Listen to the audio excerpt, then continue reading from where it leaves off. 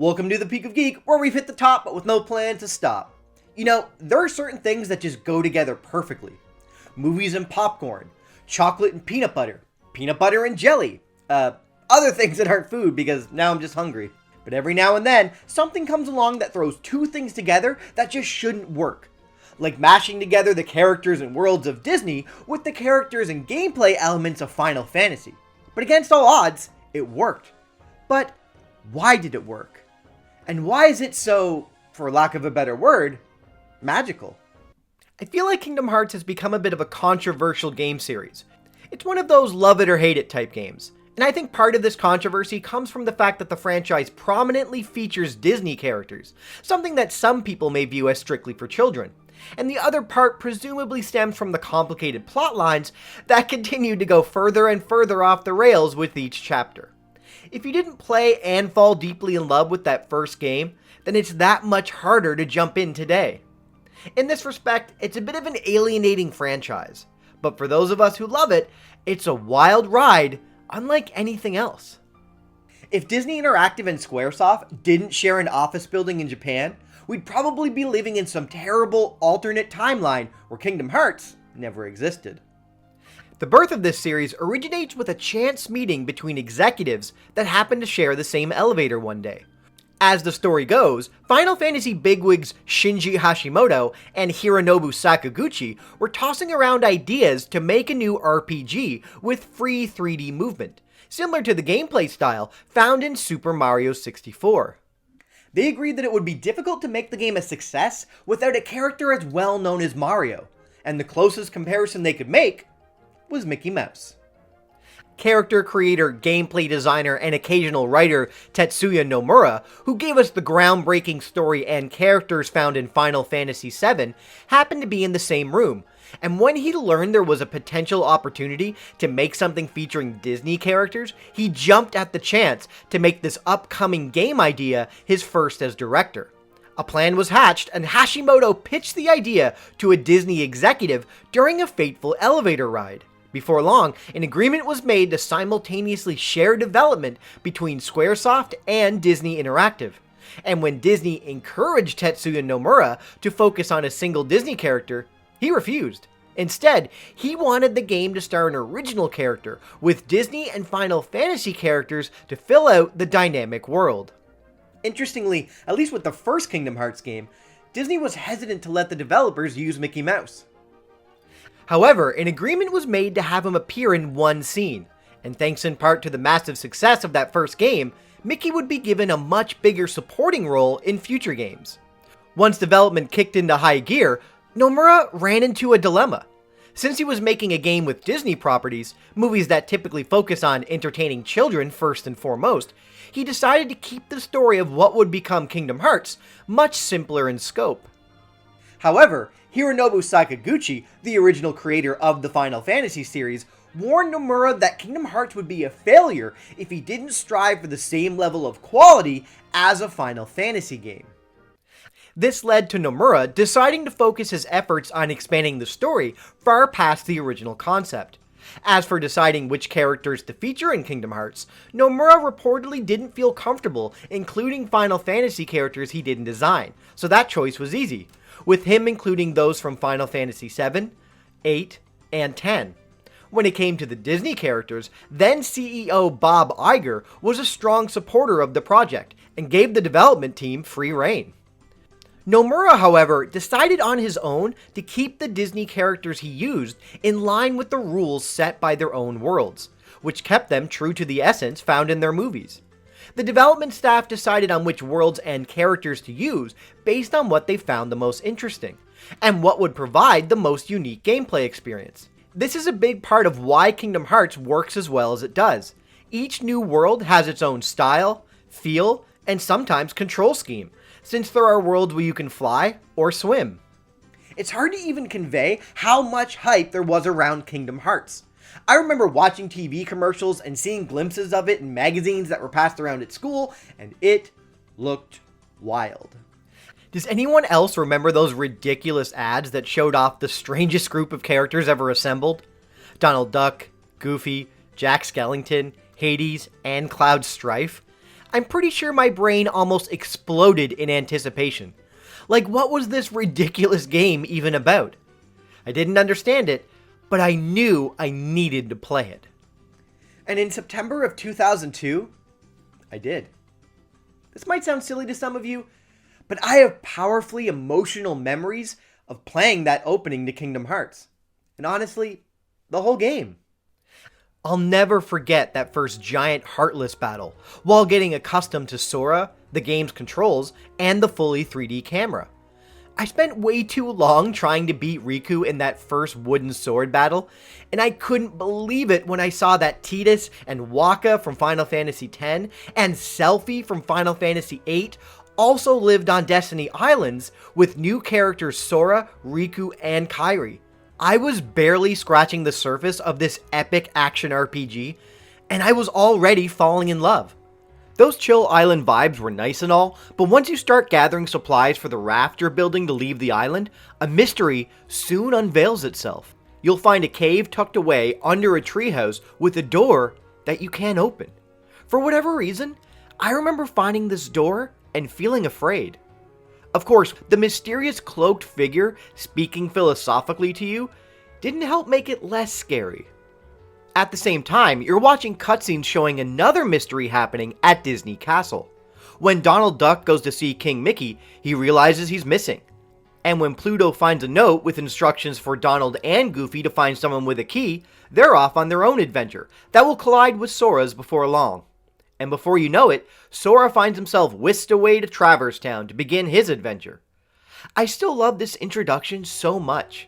It expertly balances the unfamiliar characters Sora, Riku, and Kairi with familiar faces from Final Fantasy and Disney. It's also the perfect setup in that it leans a bit into JRPG stereotypes with the chosen but somewhat reluctant hero, but it also creates a unique mystery that sets everything up in a way that feels intriguing but not overwhelming. Later titles would quickly overcomplicate things, but there's beauty in the simplicity of this first game. It eases you into the idea of Keyblades, Heartless, and strange doors before it all becomes second nature. But more importantly, Kingdom Hearts is just so fun to play. While the camera controls were a bit awkward, and the platforming even more so, those problems didn't really bother me. Later entries would go on to fix the issue and mostly remove those tricky platforming sections, but in the original game, it was just part of the package, and it didn't really matter. Combat is still fast and furious, level ups are plentiful, and major battles often end with an epic slow motion scene. Why is this so satisfying? Outside of the action RPG gameplay, there's also flight combat in the vein of 3D space shooters like Star Fox 64. To travel between worlds, Chip and Dale give you a gummy ship to do so, which you can upgrade with pieces found throughout your adventure. Personally, I found these parts of the game tedious and preferred the later entries where you could simply travel between places from an overworld map. But even I can admire how much detail was put into these sequences, and I can totally see why people love it. For lifelong fans of Disney, playing Kingdom Hearts is that much more special. By visiting some of those worlds, you'll find yourself playing an alternate reality version of the movie fans know off by heart, with subtle changes to include the Heartless enemies, Sora and his friends, or sometimes Final Fantasy characters. Whatever the case, the attention to detail is staggering. Impressively, many of the original Disney voice actors reprised their iconic roles, and in cases where there are sound-alikes, it was almost perfect. And if you're a Disney fan, you'll want to explore every inch of these worlds.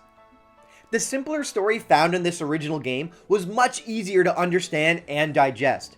Find your friends Riku and Kairi, find King Mickey, and save a few Disney worlds and Princesses of Heart along the way. Okay, got it. Each Disney world would provide a new change of scene, along with hints about the story or the characters. Sometimes, Sora, Donald, and Goofy would even dress in appropriate world attire so they didn't stick out. The familiar Disney stories provided the player with themes that would echo Sora's personal journey to find his friends and become the hero he's meant to be. Everything feels like it matters, and it all serves the simple but engaging story. Yeah, there was still a lot of nonsense about light, darkness, and hearts, but it was much easier to follow along. I mean, in this first game, you could compare it to similar concepts found in Star Wars, with the whole light side, dark side of the Force thing. And hey, while you're starting to understand those core themes of Kingdom Hearts, before they explode into a tangled web of nonsense in later entries, at least there's lots of songs, since music also goes a long way into why Kingdom Hearts is a magical game that's also comforting to play. From the unforgettable title track, Simple and Clean, by Hikaru Utada, to the fast-paced battle music and the easygoing background songs that play while exploring Destiny Islands, Traverse Town, and each Disney World, each song just feels right. And even better, these songs sit alongside classic tracks that players had come to expect from Final Fantasy, with others that blend perfectly with the Disney worlds too. It's impressive how each song feels purposely crafted to go with the exploration, battles, and many cutscenes found throughout Kingdom Hearts. In December 2002, less than a year after the game's original release, Japanese players would get to experience a sort of director's cut called Kingdom Hearts Final Mix. This would become a bit of a trend for the series, and one that would frustratingly skip Western audiences for over a decade. I remember hearing about this new version of Kingdom Hearts and not really understanding what was different, but still being jealous that I couldn't play it. However, when we did eventually see Final Mix released as part of the HD compilation that included a few other games, I realized the only thing I would have loved to see is the ability to skip those long cutscenes, because wow, I remember being stuck during a few of those last couple boss fights as a kid. Hey, be nice to pass me. He didn't like to block or learn any of those useful fancy magic spells. He would prefer to just mash the attack button and occasionally dodge. Other than that, there was another boss and a few extra scenes that were all designed to tease a sequel and amp up the mystery. And in retrospect, this is probably where the plot started to go off the rails. While I personally prefer Kingdom Hearts 2, we'll talk about that in greater detail another time, there's no question that the original entry of this series kind of changed video games forever. Before Kingdom Hearts, action RPGs were few and far between. The Ys series, the Tales series, and the Mana series are a few examples with similar gameplay that came before, but many of those games still featured traditional staples of JRPGs, with battle transitions, a limited battlefield to fight in, and menus that usually interrupted the action experience. But then Kingdom Hearts came along and kind of turned everything on its head. Even today, you can see elements of Kingdom Hearts everywhere. Even recent entries in the Final Fantasy series, including Final Fantasy VII Remake, have battles that seem like a more polished version of those found in Kingdom Hearts. You could also argue that other franchises, like the Souls series of games, or Nier Automata, in many ways feel like an expansion of style that originally began in Kingdom Hearts. In 2002, Kingdom Hearts burst onto the video game scene and took the world by storm with a concept that shouldn't have worked. But it did, and I think I know why. For many of us, these are characters and worlds we know so well. I'm talking about the other kids who grew up with a collection of Disney VHS tapes or DVDs that were displayed proudly on our shelves. We watched our favorites over and over again because we loved the songs, the characters, or because we simply loved to be in those animated worlds, even if it was only for a little while. To the ones out there who understand what I'm trying to say, even a little bit, playing Kingdom Hearts was a whole other level of experiencing that Disney magic. Maybe Kingdom Hearts feels magical because exploring some of those worlds is like visiting old friends. Maybe some of you out there like me would make separate save files every time you arrived at a new Disney World, just so you could come back later and experience some of your favorites all over again. And maybe every time you dive into a Kingdom Hearts game, you're taken back to a time when the world didn't feel so hard or complicated. All thanks to the wave of a magic wand and a little bit of pixie dust. Kingdom Hearts has since grown into a juggernaut of a franchise, with games that have hit almost every major platform since the PlayStation 2, alongside manga series and light novel adaptations. And in 2003, a TV adaptation nearly hit the Disney Channel, but this animatic is all we'll ever see of it. It would have seen almost everyone except Haley Joel Osment as Sora returning to reprise their roles.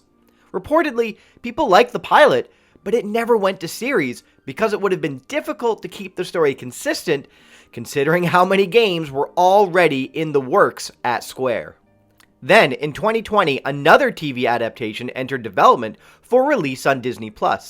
We haven't heard anything else since, but if this one ever sees the light of day, it will presumably be CGI animated, and maybe it'll even tie into the eventual release of Kingdom Hearts 4. And while Kingdom Hearts 3's lack of Final Fantasy characters and rushed ending left me with a bit of a sour taste in my mouth, I'm still looking forward to what comes next. Bring on Kingdom Hearts 4. But what do you think? Are you in the camp of people who've played and loved Kingdom Hearts? Or are you too intimidated or disinterested to give it a try? Let me know down in the comments below, and until next time, make sure you stay in the light. Although, without darkness there can be no light, so some darkness is okay. As long as you can balance both in your heart. So, I guess, avoid the darkness. Oh, unless you have a flashlight or night vision goggles. Yeah, there we go. Nailed it. Hey, hope you're having a super awesome day. If you enjoyed this video, please give it a like, comment, and subscribe. Thank you so much, and I'll see you real soon.